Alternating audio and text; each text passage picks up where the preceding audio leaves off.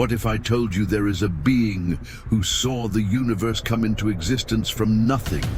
Who was there when the first man opened his eyes for the very first time? Who fought battles your eyes have never seen? To protect a humanity that didn't even know he existed, and that this same being, the most powerful warrior in all creation, once wept, not from weakness, but from love. His name is Michael, and what you are about to see will forever change the way you see heaven, the earth, and your own story. This is not a legend, it is not a fantasy, it is written, and it began long before you were born, long before the earth existed, long before anything your eyes have ever seen. What you are about to witness, few have ever stopped to truly understand. Prepare yourself. This is the story heaven never forgot. Close your eyes for a moment. Try to imagine absolute nothingness. No light, no sound, no time, no space, only eternal silence. And in that silence, he existed. Before every star, before every breath of life, before every word, there was only him. And then something happened. Something no human mind can fully comprehend. A word, just one word, came from the mouth of the eternal, and nothingness exploded into existence. Galaxies were born like sparks in an infinite ocean. Planets formed like grains of sand in the hands of a craftsman, and stars ignited like torches in a corridor without end. And the sons of God saw it all and shouted for joy, because before mankind, before the earth, long before anything our eyes have ever seen, God created beings of fire and light, beings who never sleep, who never die, who do not know fatigue or doubt, who live for one purpose alone, to serve him. Among all these beings, there was one who stood above the rest, not because of the size of his wings, but because of the weight of his mission, not because of the strength of his arm, but because of the depth of his loyalty. His name was Michael. Michael, a word that is a question. Who is like God? A declaration of eternal humility before the Creator, a name that carries within it the answer, no one. And there was another, the most glorious of all created beings, so beautiful that heaven itself reflected his light like a mirror, so magnificent that angels would stop just to behold him. His name echoed like music through the eternal halls. Lucifer, the bearer of light. Michael and Lucifer, strength and beauty, humility and splendor. Two princes of heaven united by the same Creator, united by the same glory. Or at least that is what was believed. Heaven was perfect, a harmony that had never known discord, a song that had never known silence, a glory that had never known shadow. Millions of angels, each with a name, each with a mission, each reflecting a different facet of the infinite glory of God. And Michael led them all, not with arrogance, but with service, not with power, but with love. The strongest warrior in heaven was also the most humble. But perfection has a silent enemy, and that enemy did not come from the outside. It came from within, from the heart of the most beautiful being God had ever created. Close your eyes for a moment. Try to imagine absolute nothingness. No light, no sound, no time, no space, only eternal silence. And in that silence, he existed. Before every star, before every breath of life, before every word, there was only him.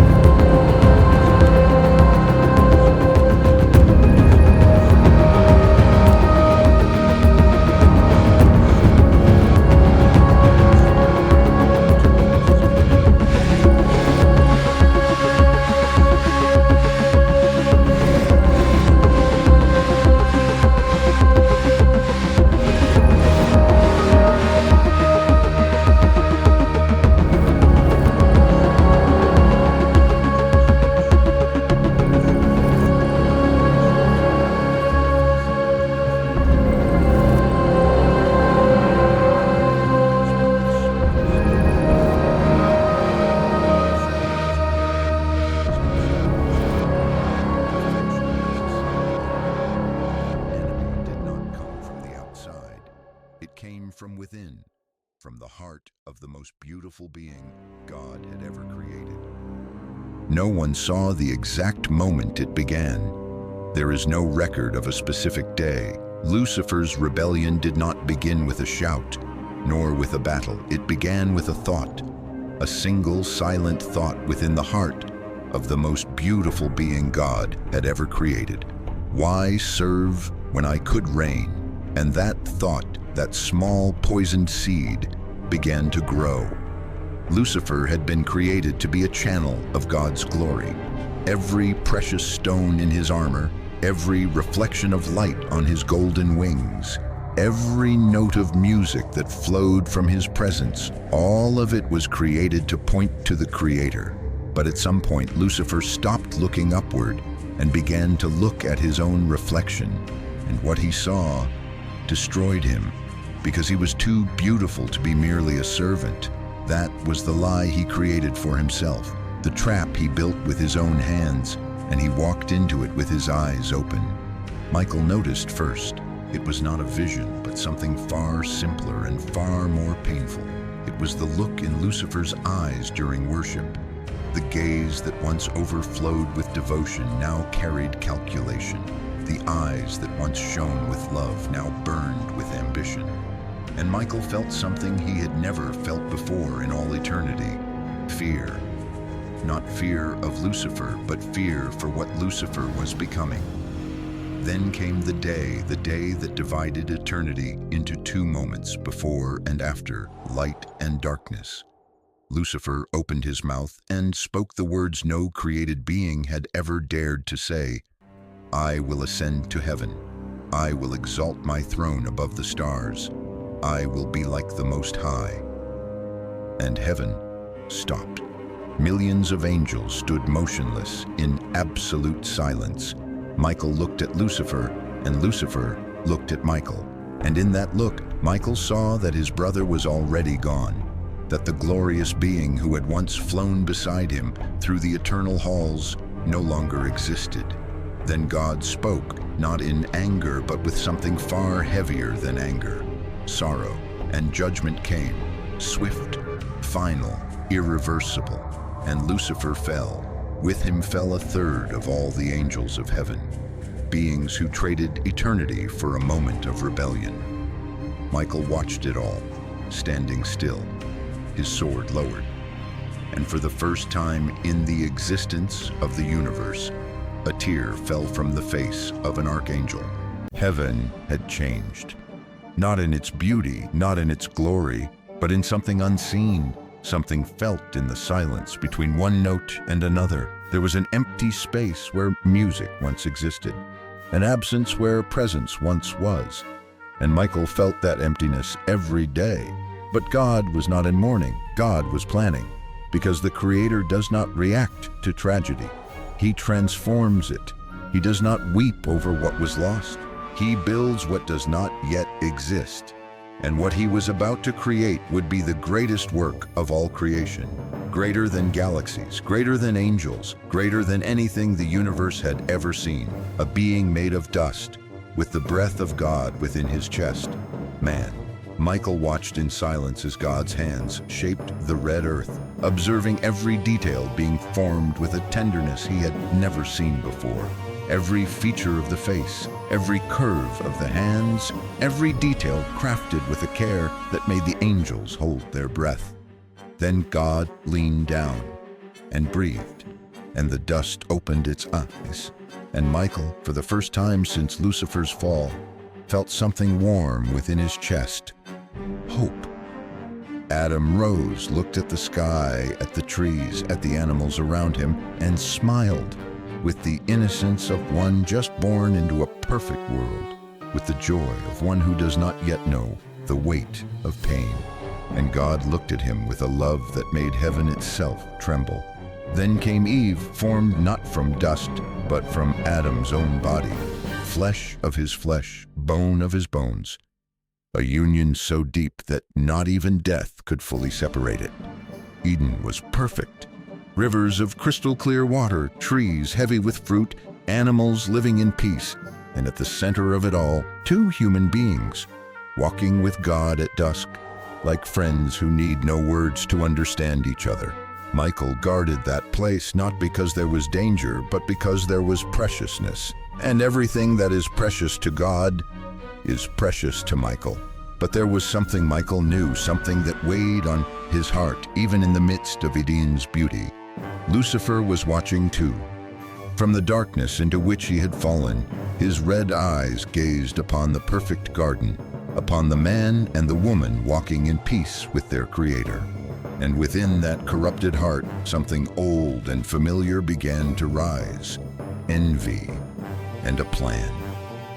Michael knew something was wrong. He had not yet seen it nor heard it, but he had felt it, like an experienced warrior who senses the shift in the air before a battle begins, like someone who knows peace so deeply that he immediately recognizes when it starts to unravel. Eden was different, and then he almost saw it. A serpent gliding among the trees with an elegance that concealed venom, with words that sounded like wisdom but carried destruction. Michael recognized that presence instantly. Lucifer, transformed, disguised, but unmistakable to those who had known him in his glory. And Eve was listening. Michael wanted to shout, to descend, to place his sword between the serpent and the woman.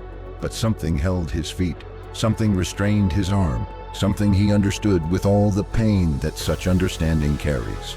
Man had been created free, and freedom includes the right to choose wrongly. Michael watched in silence as the serpent spoke, as the poisoned words found fertile ground in Eve's heart, as doubt replaced trust, as ambition replaced gratitude. You will not surely die. You will be like God. The same words, the same lie, the same poison that had destroyed Lucifer was now being offered to humanity in a perfect, shining fruit. Eve looked at the tree, reached out her hand, and ate.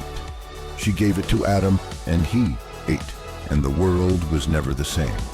Michael felt the exact moment it happened, like a fracture in the fabric of creation, like a perfect crystal cracking from end to end with a single sharp, final sound.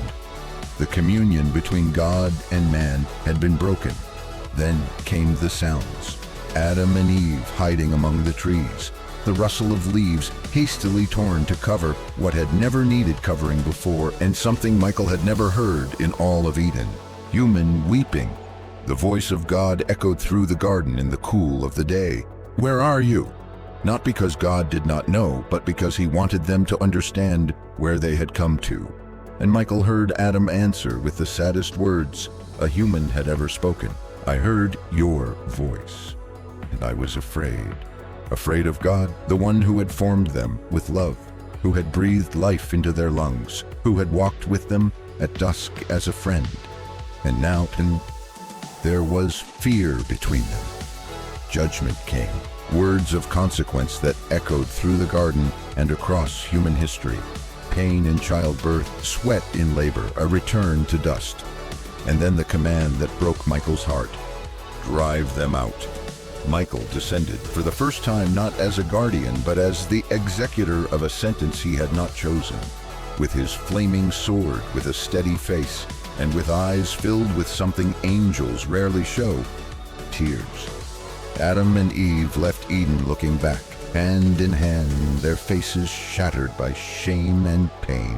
And Michael stood at the entrance of the garden, sword raised, heart broken, and there, the most powerful archangel in heaven wept, not from weakness, but from love. The gates of Eden were closed, and with them, an era came to an end. The world Adam and Eve found on the other side was different in every way. The sun burned differently, the wind blew differently, the Ellard resisted differently. Everything that had once been freely given now had to be earned with sweat and tears. And Michael did not leave.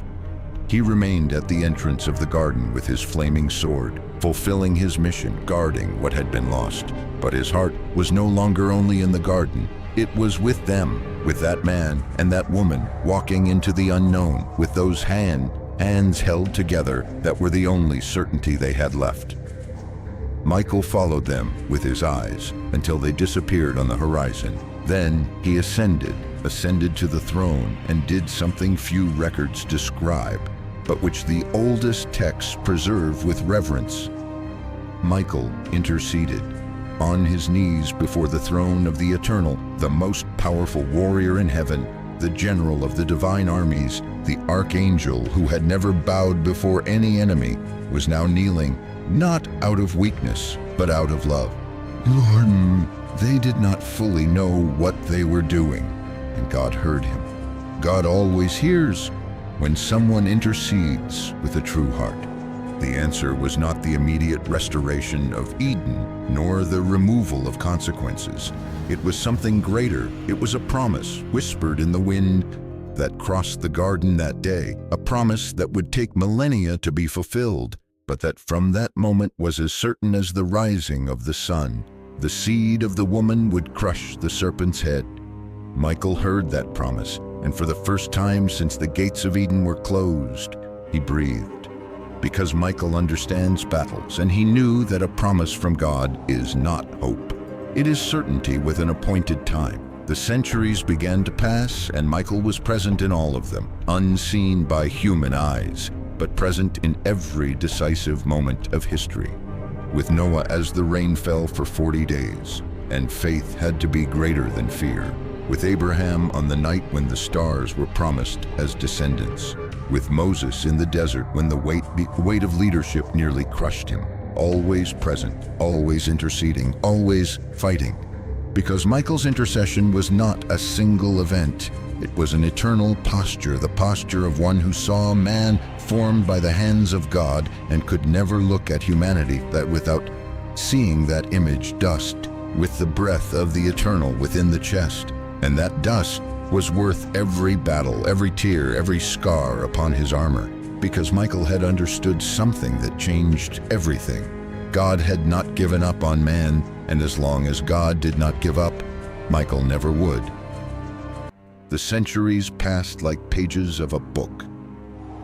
Each page a story, each story a scar, each scar proof that humanity had fallen far deeper than anyone could have imagined on that first day outside Eden. Wars, betrayals, empires rising and collapsing like sandcastles, children crying among ruins, mothers burying their sons, men forgetting the name of God and inventing others to fill the void only He can fill. And Michael was there in all of it, seeing everything, feeling everything, fighting battles human eyes have never seen, waging spiritual wars in the heavenly realms while humanity slept, unaware that an army was fighting for them. But there was a promise, and the promises of God do not age. The prophets began to speak, lonely voices in the desert of human history. Isaiah describing a suffering servant with a precision that could only come from God. Daniel seeing in the visions of the night a son of man receiving an eternal kingdom. Micah pointing to a small and insignificant town called Bethlehem. And Michael heard every word, and he counted the days.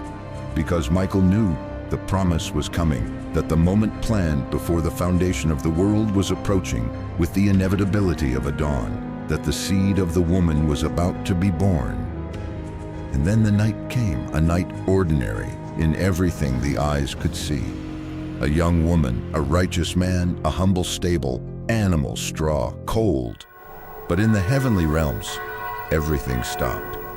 Michael fell to his knees for the second time in all eternity, and he looked at that simple wooden manger and saw what no human mind can fully comprehend.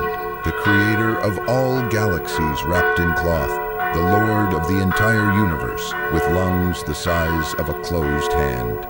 The only one who could so kind had become man. And in that moment, Michael understood everything he had waited for through the centuries, that God had not merely sent a message, He had come down, Himself.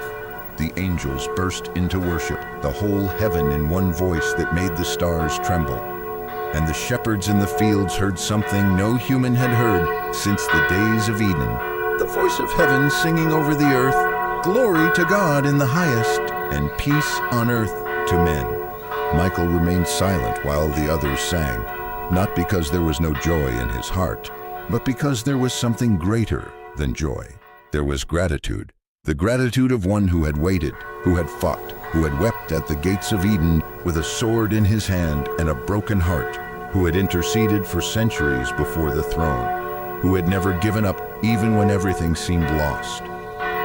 Michael looked at that child and smiled, because that child was the answer to every tear he had shed, the proof that God never abandons, the certainty that love always wins, the end of one story and the beginning of another, and this time it would be forever.